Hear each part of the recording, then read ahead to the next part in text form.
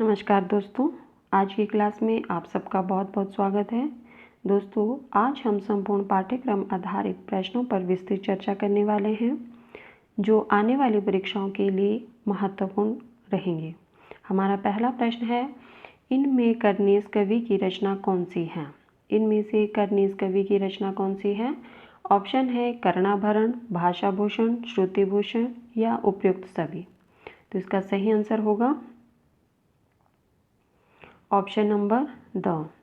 ये सभी रचनाएं जो है वो कर्नेश कवि की हैं। कर्णाभरण, भाषाभूषण, श्रुतिभूषण, इन तीनों ग्रंथों की रचना संस्कृत के 15 लोग कुवलयानंद को आदर्श मानकर की गई थी। अब हमारा अगला प्रश्न है, इनमें से किसने रीतिकाल को रुगण मनोभाव का काल माना है? किसने जो है वो रीतिकाल को रुगण मनोभाव का काल माना है? ऑप्शन है आचार्य हजारी प्रसाद द्विवेदी ने, आचार्य रामचंद्र शुक्ल ने, आचार्य श्याम सुंदर दास ने या डॉक्टर भगीरथी मिश्र ने। तो इसका सही आंसर होगा ऑप्शन नंबर अ। आचार्य हजारी प्रसाद द्विवेदी ने रीतिकाल को जो है वो रुगण मनोभाव का काल माना है। अब हमारा अगला प्रश्न है, शेख नबी इनमें से किस श्रेणी के कवि थे? शेख नबी इनमें से किस श्रेणी के कवि थे? ऑप्शन है प्रेम मार्गी कवि थे, राम कवि थे, संत कवि थे या कृष्ण कवि थे। तो साथियों, इसका सही आंसर होगा ऑप्शन नंबर अ, प्रेम मार्गी। शेख नबी जो है वो प्रेम मार्गी कवि थे। अब हमारा अगला प्रश्न है, रीतिकाल के कवियों में नारी का इनमें से कौन सा रूप प्रिय और ग्राह्य रहा है? रीतिकाल के कवियों में नारी का इनमें से कौन सा रूप प्रिय और ग्राह्य रहा है? ऑप्शन है माँ, बहन, कांता या पुत्री। तो इसका सही आंसर है ऑप्शन नंबर स, कांता। रीतिकाल के कवियों में जो है वो नारी का कौन सा रूप प्रिय रहा? तो वो रहा कांता का। अब हमारा अगला प्रश्न है, डॉक्टर इंद्रपाल सिंह इंद्र ने रीतिकाल में रचित कितने प्रबंध काव्यों का वर्णन किया है? डॉक्टर इंद्रपाल सिंह इंद्र ने रीतिकाल में रचित कितने प्रबंध काव्यों का वर्णन किया है? ऑप्शन है 65, 265, 165 या 365। जो डॉक्टर इंद्रपाल सिंह हैं, इन्होंने रीतिकाल में कितने प्रबंध काव्यों का वर्णन किया है? तो इसका सही आंसर होगा ऑप्शन नंबर द, 365 प्रबंध काव्यों का वर्णन किया है। और इसी संख्या को आधार मानकर हम कह सकते हैं कि इस काल में जो है वो प्रबंध काव्यों का वर्णन ज़्यादा हुआ है। अब हमारा अगला प्रश्न है, काव्य शास्त्र के क्षेत्र में आचार्यों के सामान्यतः कितने वर्ग हैं? काव्य शास्त्र के क्षेत्र में आचार्यों के सामान्यतः कितने वर्ग हैं? ऑप्शन है 1, 2, 3 या 4। तो इसका सही आंसर होगा ऑप्शन नंबर स। काव्य शास्त्र के क्षेत्र में आचार्यों के सामान्यतः 3 वर्ग हैं। ये 3 वर्ग कौन कौन से हैं? पहला जो है वो है उद्भावक आचार्य, दूसरा है व्याख्याता आचार्य और तीसरा जो वर्ग है वो है कवि शिक्षक आचार्य। कौन कौन से 3 वर्ग हैं? पहला है उद्भावक आचार्य, दूसरा है व्याख्याता आचार्य, तीसरा है कवि शिक्षक आचार्य। अब हमारा अगला प्रश्न है, छूटी न शिशुता की झलक, झलक्यो यौवन अंग, दीपति देहदून मिली दीपत ताफता रंग। यह दोहा इनमें से किसकी रचना है? छूटी न शिशुता की झलक, झलक्यो यौवन अंग, दीपति देहदून मिली दीपत ताफता रंग। यह दोहा जो है वो किसका है? ऑप्शन है कृष्ण कवि, बिहारी लाल, नृपशंभु या सेनापति। तो साथियों, यह दोहा जो है वो है बिहारी लाल जी का। ठीक है, दोहा था, छूटी न शिशुता की झलक, झलक्यो यौवन अंग, दीपति देहदून मिली दीपत ताफता रंग। ये बिहारी लाल जी का दोहा माना जाता है। ठीक है, अब हमारा अगला प्रश्न है, कनक छरी सी कामिनी काहे को कटी छीन, कटी को कंचन काट विधि कुचन मध्य धरी दीन। दोहे की प्रथम पंक्ति की रचयिता इनमें से कौन है? कनक छरी सी कामिनी काहे को कटी छीन, ये जो प्रथम पंक्ति है ये किसकी है? ऑप्शन है बोधा, घनानंद, आलम या ठाकुर। तो इसका सही आंसर होगा ऑप्शन नंबर स, आलम की है ये। ठीक है। कनक छरी सी कामिनी काहे को कटी छीन, ये प्रथम पंक्ति जो है ये आलम की मानी जाती है। कहा जाता है कि एक बार कागज के एक टुकड़े को पगड़ी के पल्ले में बांध दिया था आलम ने। ठीक है। और रंगाई के लिए पगड़ी देते समय वह गांठ खोलना जो है वो भूल जाते हैं। शेख रंगरेज ने उस कागज के टुकड़े पर लिखी एक पंक्ति को देखकर दूसरी पंक्ति उसी कागज पर लिख दी और कागज को रंगी पगड़ी में उसी तरह बांध दिया था। तो वो दूसरी पंक्ति कौन सी थी जो शेख रंगरेजी ने लिखी थी? वो थी कटी को कंचन काट विधि कुचन मध्य धरी दीन। तो यह दूसरी पंक्ति जो है वो शेख रंगरेजी की है और पहली पंक्ति कनक छरी सी कामिनी काहे को कटी छीन ये आलम की पंक्ति है। ठीक है। अब हमारा अगला प्रश्न है, सप्तशती की परंपरा में इनमें से कौन सी रचना जयवल्लभ की है? सप्तशती की परंपरा में इनमें से कौन सी रचना जयवल्लभ की है? ऑप्शन है दुर्गा सप्तशती, आर्या सप्तशती, गाथा सप्तशती या गीता सप्तशती।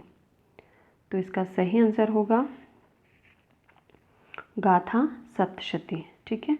संस्कृत के सप्तशती ग्रंथों की एक समृद्ध परंपरा मिलती है और जयवल्लभ की गाथा सप्तशती जो है वो इसी परंपरा की रचना है।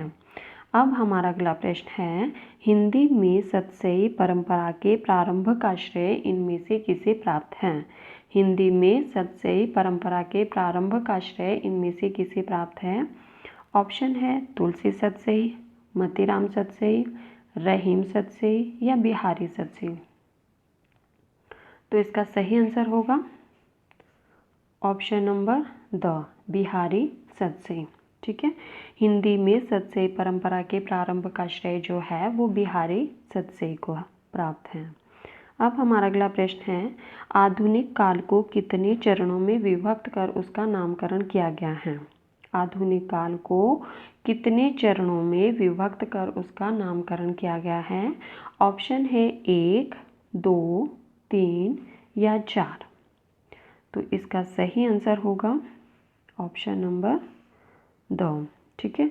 आधुनिक काल को जो है वो 4 चरणों में विभक्त किया गया था, वो भी नाम के आधार पर। तो ये 4 नाम कौन कौन से थे? भारतेंदु युग, द्विवेदी युग, प्रसाद युग और प्रसादोत्तर युग। अब हमारा अगला प्रश्न है, डॉक्टर बच्चन सिंह ने पूर्व छायावाद युग की कितनी मंजिलें मानी हैं? डॉक्टर बच्चन सिंह ने पूर्व छायावाद युग की कितनी मंजिलें मानी है? ऑप्शन है 1, 2, 3 या 4। तो इसका सही आंसर होगा ऑप्शन नंबर ब। ठीक है। डॉक्टर बच्चन सिंह ने पूर्व छायावाद की 2 मंजिलें मानी हैं। कौन कौन सी? पुनर्जागरण और सुधार। अब हमारा अगला प्रश्न है, इनमें से कौन सा उपन्यास किशोरीलाल गोस्वामी की रचना है? कौन सा उपन्यास जो है वो किशोरीलाल गोस्वामी जी की रचना है? ऑप्शन है तारा, लखनऊ की कब्र, चपला, उपयुक्त सभी। तो इसका सही आंसर होगा ऑप्शन नंबर द, उपयुक्त सभी उपन्यास जो है वो किशोरीलाल गोस्वामी जी के हैं। ठीक है। और किशोरीलाल गोस्वामी जी ने जो है इस तरह के छोटे मोटे उपन्यास कुल 65 लिखे हैं। अब हमारा अगला प्रश्न है, भारतेंदु युग में कितने प्रकार के कवि मिलते हैं? भारतेंदु युग में कितने प्रकार के कवि मिलते हैं? ऑप्शन है 1, 2, 3 या 4। तो इसका सही आंसर होगा ऑप्शन नंबर ब। भारतेंदु युग में जो है वो 2 प्रकार के कवि मिलते हैं। नंबर 1, मध्यकालीन रीति परंपरा का निर्वाह करने वाले कवि और मध्यकालीन विषयों के अतिरिक्त देश प्रेम, समाज सुधार आदि नवीन विषयों पर कविता करने वाले कवि। तो इस तरह से हम कह सकते हैं कि भारतेंदु युग में जो है वो 2 प्रकार के कवि मिलते हैं। अब हमारा अगला प्रश्न है, इनमें से कौन सी कृतियाँ श्रीधर पाठक द्वारा अनुदित है? कौन सी कृतियाँ जो है वो श्रीधर पाठक द्वारा अनुदित है? ऑप्शन है एकांतवासी योगी तथा उजड़ ग्राम, ऋतुसंहार और मेघदूत, रघुवंश और मेघदूत, उपयुक्त में से कोई नहीं। तो इसका सही आंसर होगा ऑप्शन नंबर अ। एकांतवासी योगी तथा उजड़ ग्राम जो है वो श्रीधर पाठक द्वारा अनुदित है। ठीक है, एकांतवासी योगी, इसका अनुवाद जो है इन्होंने किससे किया था? हरमिट से। हरमिट का अनुवाद इन्होंने एकांतवासी योगी नाम से किया था और डेजर्टिंग विलेज का अनुवाद इन्होंने उजड़ ग्राम नामक रचना से किया था। ठीक है, एकांतवासी योगी और उजड़ ग्राम जो है ये श्रीधर पाठक द्वारा अनुदित रचनाएं हैं। अब हमारा अगला प्रश्न है, छायावाद नाम इनमें से किसके मस्तिष्क की उपज है? छायावाद नाम इनमें से किसके मस्तिष्क की उपज है? ऑप्शन है जयशंकर प्रसाद, मुकुटधर पांडे, रविंद्रनाथ ठाकुर या सुशील कुमार। तो इसका सही आंसर होगा मुकुटधर पांडे। छायावाद नाम जो है वो किसके मस्तिष्क की उपज है? मुकुटधर पांडे। छायावाद सबसे पहले, छायावाद शब्द जो है वो सबसे पहले किसने प्रयोग किया था? तो वो मुकुटधर पांडे ने किया था। मुकुटधर पांडे जिनका जन्म 1895 ईस्वी माना जाता है। अब हमारा अगला प्रश्न है, छायावाद एक विशेष प्रकार की भाव पद्धति है। छायावाद एक विशेष प्रकार की भाव पद्धति है, जीवन के प्रति एक विशेष प्रकार का भावात्मक दृष्टिकोण है। इनमें से किसने ये कहा है? छायावाद एक विशेष प्रकार की भाव पद्धति है, जीवन के प्रति एक विशेष प्रकार का भावात्मक दृष्टिकोण है। इनमें से किसने कहा है? ऑप्शन है आचार्य गंगा प्रसाद पांडे, डॉक्टर नगेंद्र, डॉक्टर गणपति चंद्र गुप्त या आचार्य रामचंद्र शुक्ल। तो इसका सही आंसर होगा ऑप्शन नंबर ब, डॉक्टर नगेंद्र। डॉक्टर नगेंद्र ने कहा है कि छायावाद एक विशेष प्रकार की भाव पद्धति है, जीवन के प्रति एक विशेष प्रकार का भावात्मक दृष्टिकोण है। अब हमारा अगला प्रश्न है, प्रकृति को मैंने अपने से अलग सजीव सत्ता रखने वाली नारी के रूप में देखा है। प्रकृति को मैंने अपने से अलग सजीव सत्ता रखने वाली नारी के रूप में देखा है। इनमें से किसकी लेखनी से निःसृत यह शब्द समूह है? ये शब्द जो है वो किसने कहे हैं? ऑप्शन है आधुनिक मीरा महादेवी वर्मा, युग कवि जयशंकर प्रसाद, कविवर सुमित्रा नंदन पंत या युग कवि सूर्यकांत त्रिपाठी निराला।